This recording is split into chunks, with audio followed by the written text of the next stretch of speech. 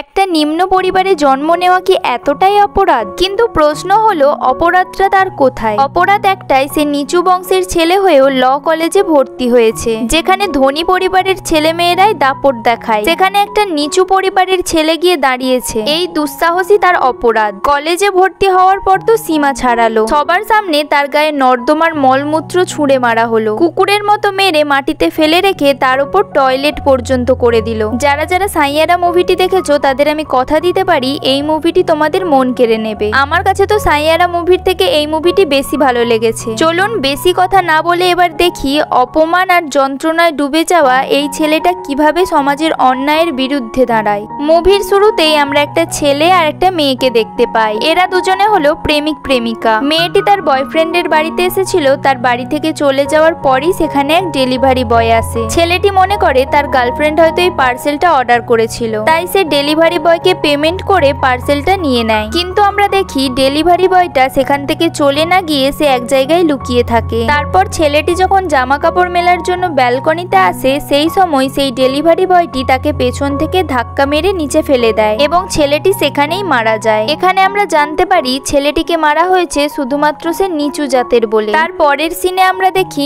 নীলেশ নামের একটি ছেলেকে। নীলেশ তার বন্ধুদের সাথে যে কোনো অনুষ্ঠানে ঢোল বাজানোর কাজ করে। নীলেশ হলো সব থেকে নিচু জাতের একটা ছেলে। সে তার বন্ধুদের সাথে একটা গায়ে হলুদের অনুষ্ঠানে ঢোল বাজাতে গিয়েছিল। সেখানে গিয়ে সে বিধি নামের একটি মেয়েকে দেখতে পায়। বিধিও নীলেশকে দেখে তার কাছে এসে তার ফোন নাম্বার চায়। নীলেশের ব্যান্ড খুব ভালো ঢোল বাজিয়েছে, আর কিছুদিন পরেই বিধির দিদির বিয়ে, তাই তাদের বুকিং করার জন্য নীলেশের নাম্বারটা চায়। তারপরের সিনে আমরা দেখি আজকে নীলেশের ন্যাশনাল ইউনিভার্সিটি অফ লতে ইন্টারভিউ রয়েছে। প্রিন্সিপাল তার বায়োডাটা দেখে বুঝে যায় সে একজন নিচু জাতের ছেলে। তখন প্রিন্সিপাল তাকে জিজ্ঞাসা করে তোমার বাবা কি করে? নীলেশ কি বলবে ভাবতে ভাবতে সে বলে আমার বাবা অটো চালায়। প্রিন্সিপাল তখন বলে তোমাদের মতো নিচু বংশের ছেলেরা এখানে পড়াশোনা করতে আসে না, কিছুদিন পর তুমিও রাজনীতিতেই নেমে যাবে তাই না? তখন নীলেশ বলে না স্যার, রাজনীতি করতে হলে আমাকে মারপিট করতে হবে, আর আমি মারপিট করতে চাই না, আর উকিল হতে গেলে পড়াশোনা করতে হবে, যেটা আমি করতে চাই। প্রিন্সিপাল তার কথায় ইমপ্রেস হয়ে তাকে কোটায় সিলেক্ট করে। পরের দিন নীলেশ যখন কলেজ যাচ্ছিল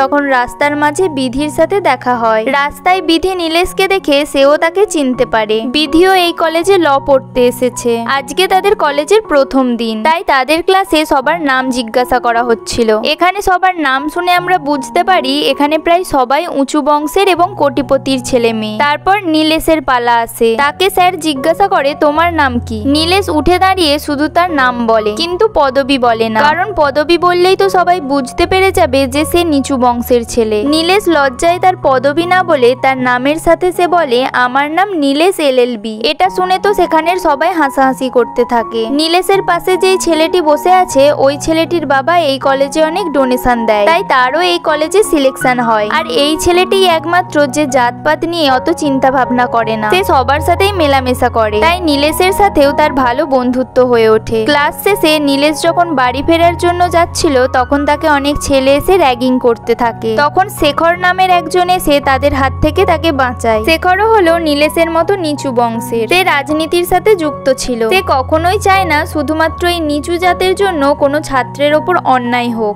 নীলেশকে তার সাথে রাজনীতিতে যুক্ত হতে বলে, কিন্তু নীলেশ তাকে বলে এইসব সে করতে চায় না, সে শুধুমাত্র পড়াশোনা করতে কলেজে এসেছে। তাই শেখর তাকে জোরাজোরি না করে বলে তোমার যদি আমাকে কোনোদিনও প্রয়োজন হয় অবশ্যই আমার কাছে এসো, আমি তোমাকে সাহায্য করব। তারপর ধীরে ধীরে নীলেশ আর বিধির মধ্যে একটা ভালো বন্ধুত্ব শুরু হয়। তারা ক্লাসের ফাঁকে দুজনে একসাথে বসে টিফিন করে, গল্প করে এবং সময় পেলে বাইরে একটু ঘুরতেও যায়। ধীরে ধীরে তারা একে অপরকে পছন্দ করতে শুরু করে। একদিন একটা প্রফেসর ইংলিশে ক্লাস নিচ্ছিলেন। নীলেশ ইংলিশে একটু কাঁচা ছিল, তাই সে কিছুই বুঝতে পারছিল না। নীলেশ দেখে তার আশেপাশের অনেকেই সেই প্রফেসরের কথা বুঝতে না পেরে খাতাতে গোল গোল করে আঁকছে, কারণ চুপচাপ বসে থাকলে প্রফেসর তো বকাবকি করবে, তাই যাতে প্রফেসর বুঝতে না পারে তাই তারা খাতায় এরকম করছে। তাদেরকে খাতায় এইরকম করতে দেখে নীলেশও তার খাতাতে গোল গোল করে আঁকতে থাকে। কিন্তু তার ভাগ্যটা এতটাই খারাপ যে প্রফেসর তার কাছে এসেই তার খাতাটা দেখতে চায় যে সে কি লিখেছে। যখন প্রফেসর দেখে সে কিছু না লিখে খাতাতে গোল গোল করে আঁকিবুকি করেছে তখন ক্লাসের সবার মাঝে তাকে খুব অপমান করে। নীলেশ তারপর সবার খাতা নিয়ে প্রফেসরকে দেখাতে চায় যে সবাই এরকমই করেছে, কিন্তু নীলেশ যেহেতু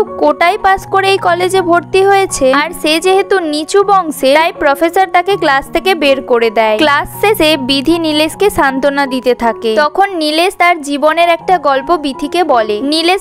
নীলেশ তার বন্ধুদের সাথে তার গ্রামের পুকুরে একদিন স্নান করছিল। তখন কয়েকটা বড় লোকের ছেলে পুকুরের ওই পার থেকে তাদেরকে নিচু দেখানোর জন্য সেই পুকুরে টয়লেট করে। এটা দেখে তারা সবাই খুব রেগে যায়। সে এবং তার বন্ধুরা মিলে তাদের দিকে ঢিল ছুঁড়লে তারা প্রতিশোধ নেওয়ার জন্য নীলেশের একটা কুকুরকে রেল লাইনের মধ্যে দড়ি দিয়ে বেঁধে দেয়। নীলেশ কুকুরটিকে বাঁচানোর চেষ্টা করে কিন্তু পারে না। এমনকি তারপর তারা পুলিশকে টাকা খাইয়ে নীলেশ এবং তার বন্ধুদের থানায় নিয়ে যায়। থানায় নিয়ে যাওয়ার সময় নীলেশের মা বাধা দিলে পুলিশের একজন তার মাকে চড় মারে। পরে তার মা একটা উকিলের মাধ্যমে তাদের অনেক কষ্টে ছাড়িয়ে আনে। তখন তার মা বলে, যেভাবেই হোক তোকে লড়াই করতে হবে, তোকে একজন বড় উকিল হতে হবে। কারণ আমার মা যখন আমাকে থানা থেকে ছাড়াতে গিয়েছিল তখন আমি এবং আমার মা বুঝতে পেরেছিলাম একটা পুলিশও একজন উকিলের কাছে মাথা নিচু করে দাঁড়িয়ে থাকে, তার মুখের ওপরে কোনো কথা বলতে পারে না। তখন আমরা বুঝি একটা উকিলের কত বড় সম্মান। তাই আমার মা চেয়েছিল আমাকে একটা উকিল বানাবে। অন্যদিকে বিধির বাবাও একজন উকিল, আর বিধির প্রশ্ন করতে খুবই ভালো লাগে, তাই সে ল নিয়ে পড়াশোনা করছে। বিধির এক ভাই ছিল যে তাদের সাথে একই ক্লাসে ল পড়তো। এই হলো তার ভাই, তার নাম হলো রনি। বিধি যখন তার দিদির বিয়েতে নীলেশকে ইনভাইট করবে বলে, সেটা শুনে রনি খুব রেগে যায়। রনি চায় না বিধি আর নীলেশ একসাথে সময় কাটাক বা তাদের মধ্যে কোনো সম্পর্ক হোক, কারণ নীলেশ ছিল একদম নিচু বংশে। তাদের কারো কথা না শুনে পরের দিন কলেজে গিয়ে বিধি নীলেশকে ইনভাইট করে। নীলেশ তো খুবই খুশি হয়। তখন নীলেশ ইনভিটেশন কার্ড দেখে জানতে পারে বিধির মা মারা গেছে। তখন বিধি নীলেশকে বলে তার মায়ের ক্যান্সার হয়েছিল তাই মারা গেছে। এই বলে সে খুব ইমোশনাল হয়ে যায়। তখন নীলেশ তাকে একটা কিস করে। তারপর সিন চলে আসে বিধির দিদির বিয়ের দিনে। নীলেশ তো তার দিদির বিয়েতে যাওয়ার জন্য খুবই এক্সাইটেড ছিল। নীলেশ তো খুব সুন্দর করে রেডি হয়ে বিয়ে বাড়িতে যায়। সেখানে গিয়ে তার বন্ধুদের সাথে এবং বিধির সাথে খুবই মজা করে। তারপর নীলেশ তার এক বন্ধুকে বলে, চল এবার ডিনারটা করে নি। কিন্তু তার বন্ধু বলে এখন সে ডিনার করবে না, তাই সে একাই ডিনার করতে যায়। সেই সময় বিধির বাবা নীলেশের কাছে এসে বলে, তোমার সাথে আমার একটু কথা আছে। নীলেশ তখন প্লেটটা রেখে বিধির বাবার পেছন পেছন আসলে বিধির বাবা বলে, তুমি কোথায় থাকো? নীলেশ থাকে ভীরনগর বলে একটা জায়গায়, যেখানে সবাই জানে ওখানে শুধুমাত্র নিচু জাতের লোকেরাই থাকে। তাই নীলেশ বিধির বাবাকে বলে শিবাজীনগর। তারপর বিধির বাবা বলে, শিবাজীনগরের কোন জায়গায়? নীলেশ কাঁপা কাঁপা গলায় বলে, ভীরনগর। তারপর জিজ্ঞাসা করে, তোমার বাবা কি করে? নীলেশ বলে, গ্রামে চাষাবাদ করে। আসলে নীলেশের বাবা কি এমন করে যার জন্য সে প্রিন্সিপালকে বলেছিল অটো চালায়, আবার এখন বিধির বাবাকে বলছে চাষাবাদ করে? নীলেশের বাবা এমন কি কাজ করে যার জন্য সে সবার সামনে বলতে লজ্জা পায়? বিধির বাবা নীলেশের সাথে কথা বলছিল, এর মাঝেই দুম করে রনি তার দলবলকে নিয়ে সে নীলেশকে মারতে থাকে। কিন্তু বিধির বাবা চেয়েছিল সে তাকে ভালোভাবে বুঝিয়ে বলবে, তাই তিনি সবাইকে আটকাতে থাকে। বিধির বাবা অনেক কষ্টে সবাইকে সেখান থেকে পাঠিয়ে দিয়ে পেছন ঘুরে তাকিয়ে দেখে রনি মেঝেতে পড়ে থাকা নীলেশের গায়ে টয়লেট করে দিচ্ছে। বিধির বাবা দৌড়ে এসে তাকে সেখান থেকে পাঠিয়ে দিয়ে নীলেশকে বলে, দেখো তুমি বিধিকে ভুলে যাও এবং বিধির থেকে দূরে থাকো, না হলে এরা তোমার সাথে সাথে বিধিকেও মেরে ফেলবে। তোমার সাথে আমার মেয়ে মিশলে আমাদের সম্মান চলে যাবে। তুমি তোমার কথা না ভাবলেও অন্তত বিধির কথাটা একটু ভাবো। নীলেশ তো এই ঘটনাটা ঘটার পর অনেক ভেঙে পড়ে। নীলেশ কয়েকদিন ধরে কলেজ যাচ্ছে না, তাই তার মা তাকে জিজ্ঞাসা করে, কলেজ যাচ্ছিস না কেন? সে কোনো উত্তর দেয় না। নীলেশ কয়েকদিন ধরে কলেজ না যাওয়ায় বিধি তাকে কলেজে এবং ফোনে না পেয়ে তার বাড়িতেই চলে আসে। বিধি তার কাছ থেকে জানতে চায় তার কি এমন হয়েছে যার জন্য সে কলেজে আসছে না, তার ফোন তুলছে না, এমনকি সে তার দিদির বিয়েতে তাকে কিছু না জানিয়ে সেখান থেকে চলে এলো। নীলেশ তখন তার আশপাশটা দেখিয়ে তাকে বলে, তুমি আমার থেকে দূরে থাকো, তোমার সাথে আমার যায় না। আমি যেখানে বসবাস করি এখানে সবাই চামড়ার কাজ করে, ঢোল বানায়, এখানে অনেকে লোকের বাড়িতে কাজ করে,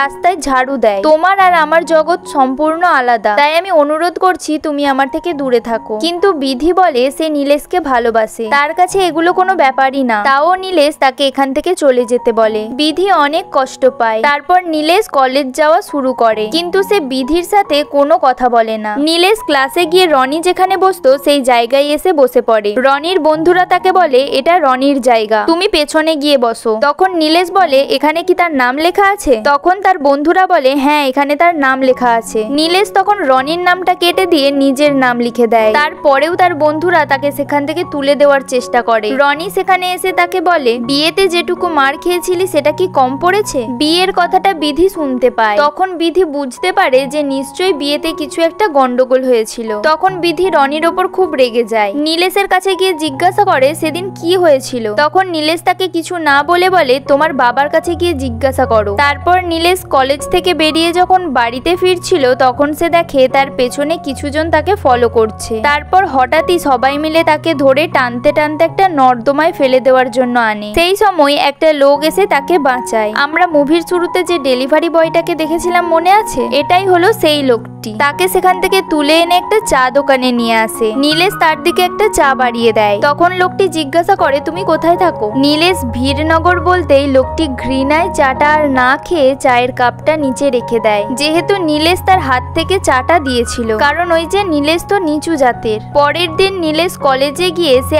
আবারও রনির সেই সিটে বসে। ক্লাসে প্রফেসর ছিল তাই রনি তাকে তখন কিছু না বলে পেছনে গিয়ে বসে পড়ে। ক্লাস শেষ হওয়ার পর যখন হেঁটে হেঁটে সে বারান্দা দিয়ে যাচ্ছিল তখন হঠাৎই তার দিকে কয়েকজন নর্দমার মলমূত্র মেশানো জল তার মুখে ছুঁড়ে মারে। তখন বিধি লক্ষ্য করে যেই সব ছেলেগুলো নীলেশের সাথে এই কাজটা করলো তার সাথে রনি হাত মেলাচ্ছে। এই সব দেখে সে বুঝতে পারে যে এর পেছনে রনির হাত রয়েছে। তাই রনির সাথে সে ঝগড়া করতে থাকে। ঝগড়া করতে করতে এক পর্যায়ে রনি বিধির চুলের মুঠি ধরলে নীলেশ তখন তার গায়ে লেগে থাকা সেই নোংরা রনির মুখে লাগিয়ে দেয়। সেই সময় তাদের মধ্যে হাতাহাতি হলে প্রিন্সিপাল তাদের দেখে নেয় এবং তাদের গার্জেন কল করে। বাসুদেব তো জানে যে নীলেশের বাবা কি কাজ করে, তাই সে বলে কাউকে একটা তোর বাবা সাজিয়ে কলেজে নিয়ে আসার ব্যবস্থা করছি। আসলে নীলেশ তার বাবাকে সবার সামনে পরিচয় দিতে লজ্জা পায়। নীলেশ বলে দরকার নেই, আমি আমার বাবাকেই আনবো। তারপর গ্রামের একটা অনুষ্ঠানে দেখি তার বাবা মেয়ে সেজে সবার সামনে এরকম ভাবে নাচ করছে। এই সিনটা দেখেই আমরা বুঝতে পারি যে আসলে কি কারণে নীলেশ এতদিন তার বাবার পরিচয় দিতে সবার সামনে লজ্জা পেত। অনুষ্ঠান শেষে নীলেশ তার বাবাকে সব খুলে বললে পরের দিন নীলেশ তার বাবাকে নিয়ে প্রিন্সিপালের কাছে আসে। রনিকে প্রিন্সিপাল 15 দিনের জন্য সাসপেন্ড করে। তারপর নীলেশের বাবা প্রিন্সিপালকে বলে আমি ওকে বলেছিলাম এইসব কলেজে যাওয়ার কোনো দরকার নেই, কিন্তু ও আমাদের বলে আমি কলেজে গিয়ে উকিল হয়ে আমাদের সবার জীবন বদলে দেবে। নীলেশের বাবা প্রিন্সিপালের কাছে হাত জোর করে ক্ষমা চাইলে প্রিন্সিপাল বলে ঠিক আছে আমি দেখছি কি করা যায়। তারপর তার বাবা সেখান থেকে বেরিয়ে যায়। প্রিন্সিপাল নীলেশকে বলে আসলে তুমি তোমার পরিচয়ের জন্য লজ্জা পাও তাই না? তখন নীলেশ বলে হ্যাঁ স্যার, এই পরিচয় নিয়ে বেঁচে থাকা অনেক কঠিন। প্রতিদিন কেউ না কেউ চোখে আঙুল দিয়ে দেখিয়ে দেয় যে আমরা কতটা নিচু, যেন আমরা মানুষই না। তখন প্রিন্সিপাল বলে আমিও জানি এটা কতটা কষ্টকর, কারণ আমিও তোমার মতোই নিচু বংশের ছেলে। যে লোকগুলো আমাকে আগে অপমান করত সেই লোকগুলো এখন আমার কাছে এসে হাত জোর করে দাঁড়িয়ে থাকে তাদের ছেলে মেয়েদের কলেজে ভর্তি করার জন্য। আসলে এই সমাজে থাকতে গেলে মরতে হবে নয়তো মারতে হবে। অন্যদিকে নীলেশের বাবা প্রফেসরের রুম থেকে বাইরে এলে রনি তার পথ আটকায় এবং তার সাথে সবাই মিলে র্যাগিং করতে থাকে। তারা সবাই মিলে নীলেশের বাবার পাজামা আর জামা খুলে দিলে তার বাবা এতটাই অসহায় হয়ে কাঁদতে থাকে যেটা একদম হৃদয় কাঁপানোর মতো। তারপর নীলেশ একদিন জানতে পারে শেখর আত্মহত্যা করেছে, কারণ শেখর তার অধিকার আদায়ের জন্য প্রতিবাদ করছিল, যার জন্য তাকে সাসপেন্ড করা হয়। অপমান সহ্য করতে না পেরে সে আত্মহত্যা করেছে, কিন্তু নীলেশ মনে করে যে সে আত্মহত্যা করেনি, বরং তাকে হয়তো কেউ মেরে ফেলেছে। তারপর নীলেশ বাড়ি ফেরার সময় শঙ্করকে দেখে তার অ্যাক্সিডেন্ট হয়েছে। শঙ্কর নীলেশকে বলে তাকে যেন একটু এগিয়ে দেয়। নীলেশ যখন শঙ্করকে এগিয়ে দেওয়ার জন্য যায়, শঙ্কর তখন তাকে একটা নির্জন জায়গায় নিয়ে আসে। তাকে সেই নির্জন জায়গায় নিয়ে এসে হঠাৎই তার উপর অ্যাটাক করে। নীলেশ অজ্ঞান হয়ে যায়। তাকে রেল লাইনের উপর বেঁধে রেখে ট্রেন আসার অপেক্ষা করতে থাকে। পাশের লাইনে ট্রেনের আওয়াজ শুনে তার জ্ঞান ফেরে। জ্ঞান ফেরার পর দেখে সে যেই লাইনে শুয়ে আছে সেই লাইনে একটা ট্রেন আসছে। তখন অনেক চেষ্টা করে দড়ি কেটে লাইন থেকে নিচে পড়ে যায়। যখন শঙ্কর দেখলো এখনো নীলেশ বেঁচে আছে, তাই সে আবারও তাকে মারতে থাকে। তখন নীলেশের প্রিন্সিপালের কথাটা মনে পড়ে যায়। প্রিন্সিপাল তাকে বলেছিল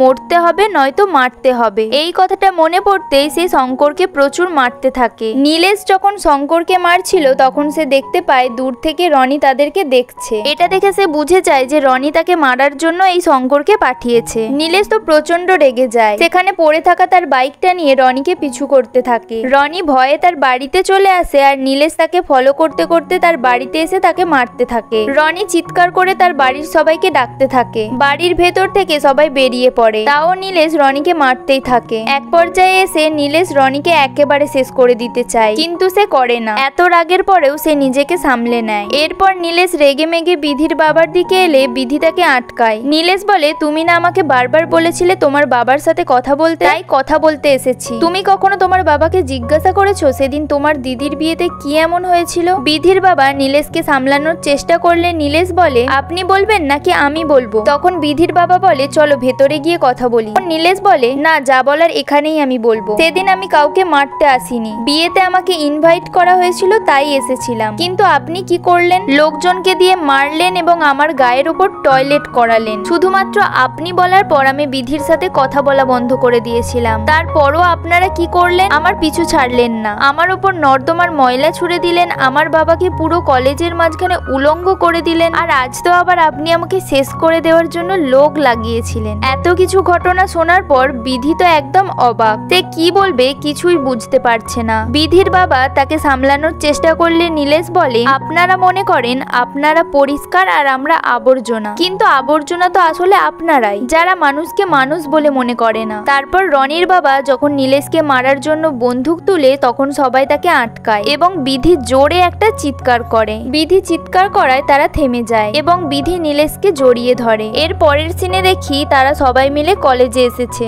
এবং বিধির পরিবারের সবার মনোভাব পরিবর্তন হয়ে গেছে, কারণ দেখি নীলেশ আর রনির মধ্যে বন্ধুত্ব গড়ে উঠেছে। আর মুভিটি এখানেই শেষ হয়ে যায়। মুভিটি তোমাদের কেমন লাগলো অবশ্যই কিন্তু কমেন্ট করে জানিও। আর আমি নতুন চ্যানেল খুলেছি, প্লিজ চ্যানেলটা সাবস্ক্রাইব করে দিও।